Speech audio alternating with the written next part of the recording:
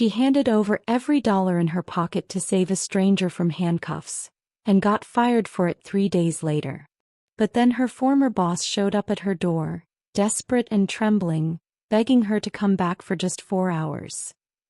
Welcome back to Acts of Kindness Stories, where real kindness writes the best stories.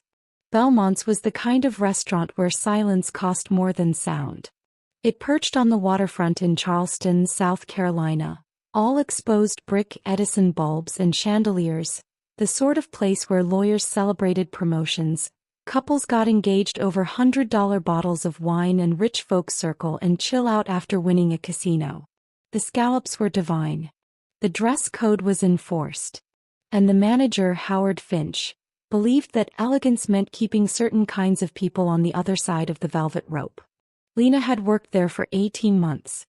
She was 29, quick-smiled, and carried herself with the quiet dignity of someone who'd learned early that survival meant showing up even when showing up hurt. She shared a 2-bedroom house in North Charleston with her father, Raymond, who was 70 and fighting kidney disease. Dialysis 3 times a week. Pills that cost more than groceries. A mortgage that never seemed to shrink. Lena's paychecks kept them housed, fed, and barely breathing. Howard Finch was 56, silver-haired, and walked like he owned not just the restaurant but the oxygen inside it. He wore tailored suits and cologne that probably had a French name Lena couldn't pronounce. He smiled at the right customers and froze out the wrong ones, and he'd made it abundantly clear that compassion was bad for business. It was 8:30 on a Friday night when everything changed. The dining room glowed amber under the chandeliers. Plates clinked. Wine flowed. Laughter echoed off the exposed rafters. Lena was clearing a dessert course when she noticed him. A man sitting alone at table 9, mid-30s maybe, staring at an empty plate like it held answers he couldn't find. His jacket was threadbare at the elbows. His shirt was clean but faded. And his hands, resting on either side of the table, wouldn't stop trembling. Lena approached, her tray balanced on one hip. "Everything all right tonight, sir?" He looked up. His eyes were storm gray and exhausted. "Could I get the check, please?" Lena printed it from the server station. $87.16. Grilled salmon, garlic potatoes, Caesar salad, iced tea. She folded it into the black leather portfolio and set it gently beside his water glass. "Take your time," she said. She moved to another table, refilling wine, but kept glancing back. The man opened the portfolio. Closed it. Opened it again. His jaw worked like he was chewing words he couldn't swallow. 10 minutes crawled by. Lena returned, her voice soft. "Sir, is there something I can help with?" He exhaled slowly, and when he spoke, his voice cracked around the edges. "I don't have my wallet." Lena's stomach dropped. "You forgot it?" "I thought I had it. I swear I did. I haven't eaten in 2 days and I just..." He stopped, closing his eyes. "I'm sorry. I'll wash dishes. Clean floors. Whatever it takes. Just please don't call the police." Lena's heart hammered. She glanced toward the bar. Howard was watching, arms folded, his expression unreadable. She knew the protocol. She knew what happened to people who couldn't pay. She'd seen Howard call the cops on a college kid once for a $23 burger. But something in this man's face stopped her cold. It wasn't entitlement. It was desperation. The kind that comes from hitting bottom and realizing there's no net. "Wait here," Lena said. She crossed to the bar, her pulse loud in her ears. Howard met her halfway, his voice a blade. "Problem. Table 9 can't pay," Lena said quietly. Howard's eyebrows lifted. "Then you know what to do.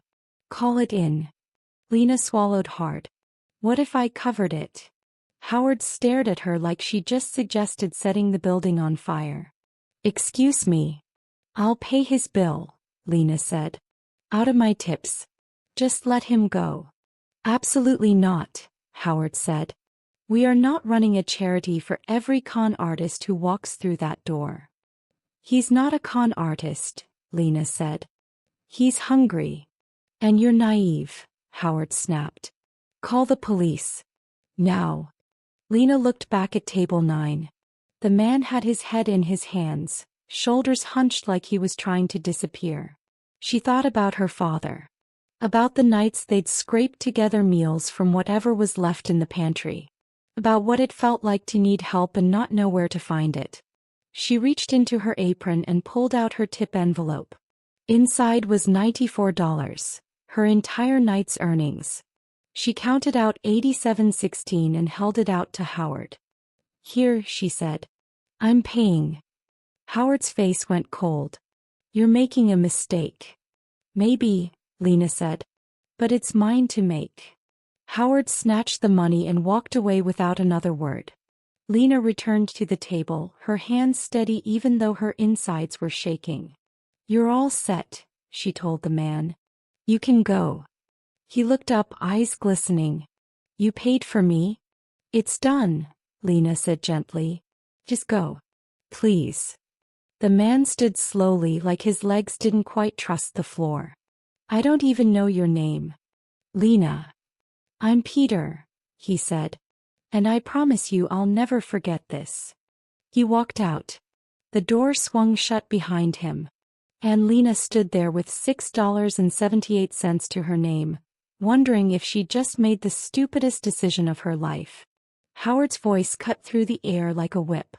My office. Now. The office was cramped and smelled like old wood and stale cigars.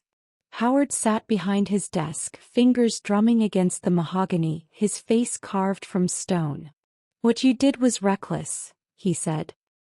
He was going to be arrested, Lena replied. Good, Howard said. Maybe that would have taught him not to order food he can't afford. Lena's chest tightened. He made a mistake. And you enabled it, Howard said, leaning forward. Let me be very clear, Lena. You are not here to save people.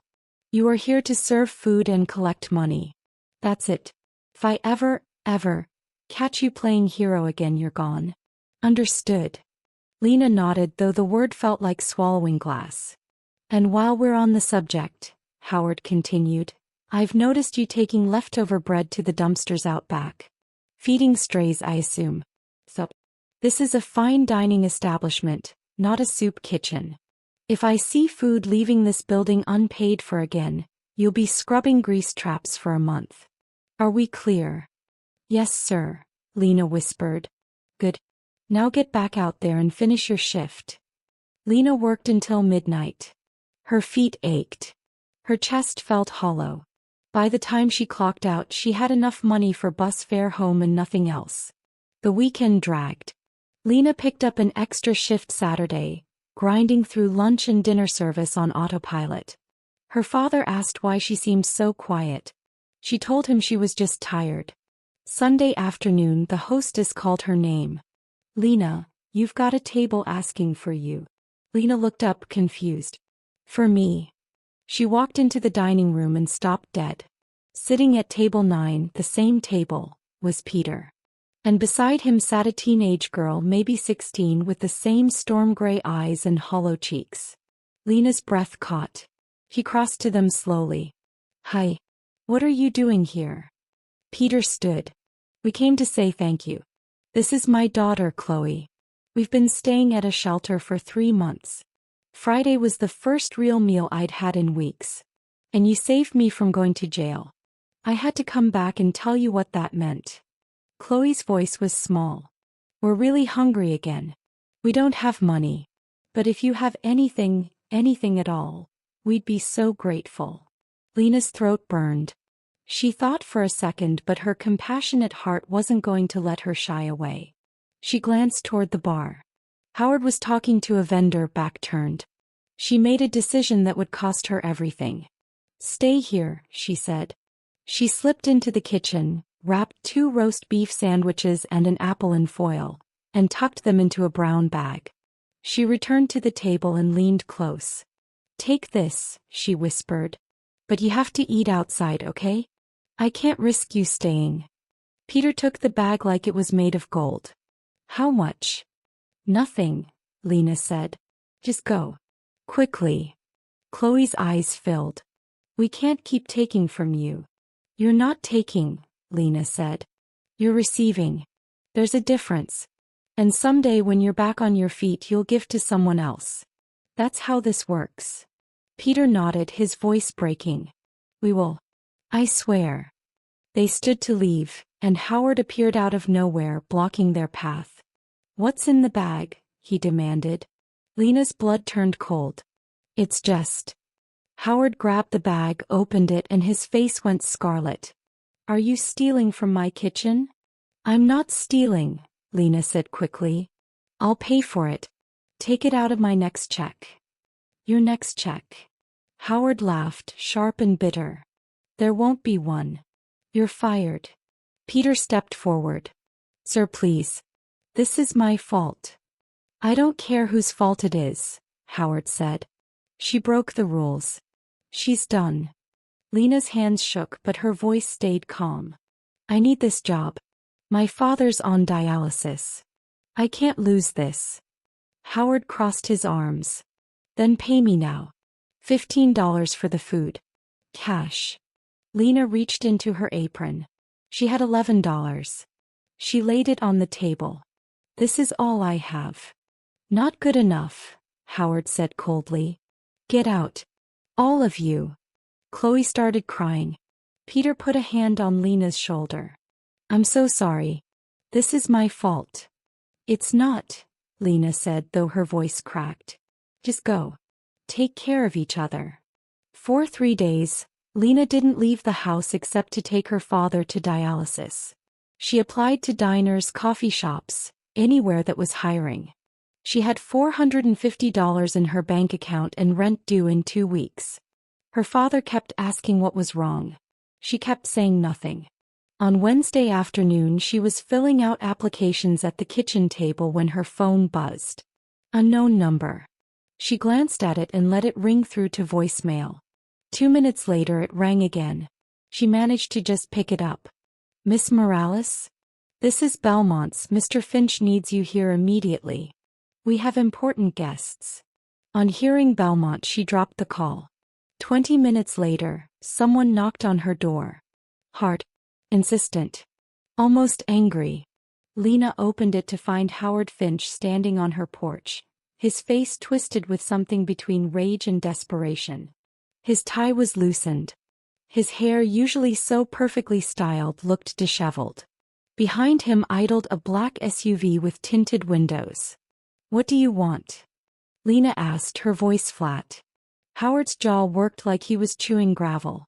I need you to come back. Just for today. Lena stared at him. You fired me. I know what I did, Howard said, his voice tight. But I have a situation. High-profile guests. Corporate group, 6 people. They called this morning with a reservation, said they're prepared to spend upwards of $50,000. Wine, premium menu, the works. Lena crossed her arms. Congratulations. Sounds like a good day for you. Howard's face darkened. They asked for you by name. Lena blinked. What? They specifically requested Lena Morales as their server, Howard said, the words coming out like he was spitting broken glass. Said if you weren't available they'd take their business elsewhere. Permanently. And they made it clear they have significant influence in the industry. One bad review from them could sink us. Lena's heart hammered, but she kept her face neutral. Sounds like you have a problem. I'm here, aren't I? Howard snapped. Then he exhaled, forcing his voice lower. Look, I'll pay you $500 cash. For hours of work. That's it. After today we're done. Find someone else, Lena said, starting to close the door. Howard put his hand on the frame, his voice cracking with desperation. There is no one else. They asked for you. If you don't come, I lose the biggest booking of the month and probably a dozen referrals. Please. Lena hesitated. $500 meant groceries. Meant her father's prescriptions. Meant keeping the lights on for another week. But more than that, someone had asked for her by name. Someone thought she mattered. I want the money up front, she said. And I want you to say it. Howard's eyes narrowed. Say what? That you need me. Howard's face went red. For a moment, Lena thought he might explode. But then his shoulders sagged. I need you, he said quietly. Lena nodded. Give me 10 minutes to change. The ride to Belmont's was silent except for the hum of the engine and Howard's fingers drumming anxiously on the steering wheel. He kept glancing at her in the rearview mirror but said nothing. When they arrived, Lena noticed several expensive cars in the lot. A Mercedes, 2 BMWs, a Lamborghini and a sleek Tesla. Inside it looked dimmer than usual, the afternoon sun filtering through half-closed blinds. The restaurant was empty except for one long table near the windows where 6 people sat. 4 men, 2 women, all dressed in sharp business attire. They were speaking quietly over coffee, their faces serious, composed. Howard stopped her at the door, gripping her arm. These people asked for you specifically. I don't know why and I don't care. Just be perfect. Smile. Be gracious. Make them happy. Understand. Lena pulled her arm free. I understand. She approached the table, her heart pounding but her face calm. Good afternoon. My name is Lena and I'll be taking care of you today. Can I start you with something to drink, or would you like a few moments with the menu? A woman with auburn hair and kind eyes looked up. Her gaze lingered on Lena's face. Are you Lena Morales? Lena froze. Yes, ma'am. Have we met? The woman's smile widened. Not officially. But we've been looking for you. A man at the head of the table stood slowly. He was in his early 60s, gray-bearded, with eyes that seemed to see straight through to the truth of things. My name is Douglas Whitmore. I own Whitmore Hospitality Group, 17 restaurants across the Southeast. These are my senior partners. Lena's pulse quickened. I'm sorry, I don't understand. Did you want to order? That's not the main reason we are here, Douglas said gently. We're here because of you. Lena glanced back at Howard, who looked as confused as she felt. Another man at the table spoke, his voice calm and deliberate. For the past 2 months, we've been conducting what you might call a character study. We hired people to visit upscale restaurants and create a very specific scenario, ordering expensive meals they couldn't afford to pay for. We wanted to see how establishments responded when faced with someone vulnerable. Someone hungry. Someone desperate. The auburn-haired woman leaned forward. We visited 23 restaurants across 3 states. 22 of them called the police, threatened lawsuits, or physically removed our people from the premises. Lena's breath caught. Her mind raced backward. Peter, she whispered. Douglas nodded. Peter is my nephew. And Chloe is my grandniece. We asked them to help us find something we've been searching for. A person who still understands that hospitality isn't about chandelier lighting and wine lists. It's about seeing people. Really seeing them. Lena felt tears prick her eyes. I couldn't let him go to jail. You did more than that, the auburn-haired woman said softly. You paid from your own pocket. Twice. You risked your livelihood. You chose mercy when mercy cost you everything. Douglas reached into his briefcase and pulled out a folder. We'd like to offer you a position, Miss Morales. Regional Director for Whitmore Hospitality Group. You'd oversee training, culture development, and ensuring that every restaurant we operate treats people the way you treated Peter and Chloe. The salary is $150,000 annually, full benefits including health coverage for you and your father, and a $15,000 signing bonus to help with his medical expenses. Lena's knees buckled. She gripped the back of a chair to steady herself. I don't have a college degree. I've never managed anyone. You're exactly what we need, Douglas said firmly. Credentials can be taught. Character can't. You have something most people in this industry have forgotten. You have a heart that still works. Howard stepped forward, his voice smooth as oil. Well, this is wonderful news. Of course, Belmont's has always prided itself on cultivating exceptional. You fired her, Douglas said, his voice suddenly cold as winter. You humiliated her in front of customers. You punished her for showing compassion. You turned mercy into a terminable offense. Howard's face went pale. I was enforcing policy. You were enforcing cruelty, the auburn-haired woman said. And now you get to watch her walk away from you forever. Douglas turned back to Lena. The job is yours if you want it. We start next month, but we can be flexible if you need time to settle things with your father. What do you say? Lena looked at Howard. His mouth opened and closed like a fish gasping for air. And she looked at Douglas Whitmore, whose eyes held nothing but respect and hope. I say yes, Lena said, her voice steady. Thank you. I accept. Howard found his voice high and desperate. Now wait just a minute. She's still under contract here. No, I'm not, Lena said quietly. You fired me 3 days ago. Remember? She pulled the $500 from her pocket and held it out to Howard. Here's your money back. I don't need it anymore. Howard stared at the bills like they might bite him. Lena set them on the bar and turned back to Douglas. When do I start? She asked.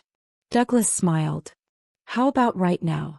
We're headed to our Savannah location to meet the team. You're welcome to ride with us. Lena thought about her father waiting at home. About the applications scattered across the kitchen table.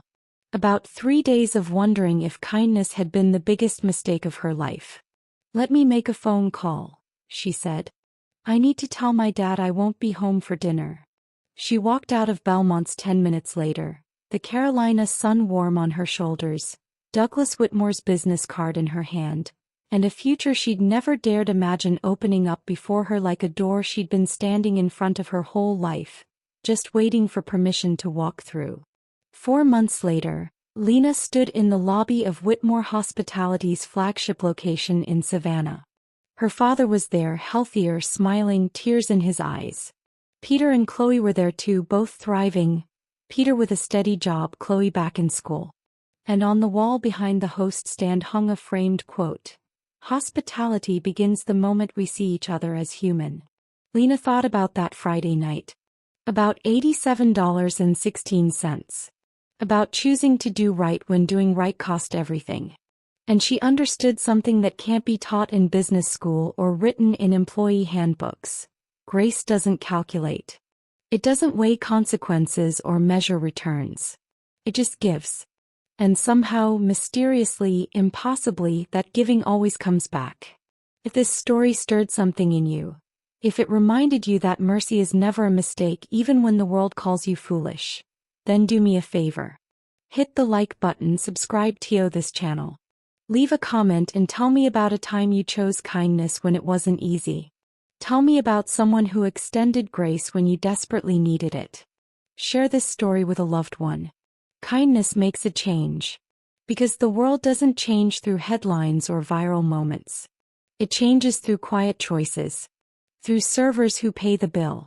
And maybe, just maybe, you'll discover that the greatest miracle isn't what you receive for being kind.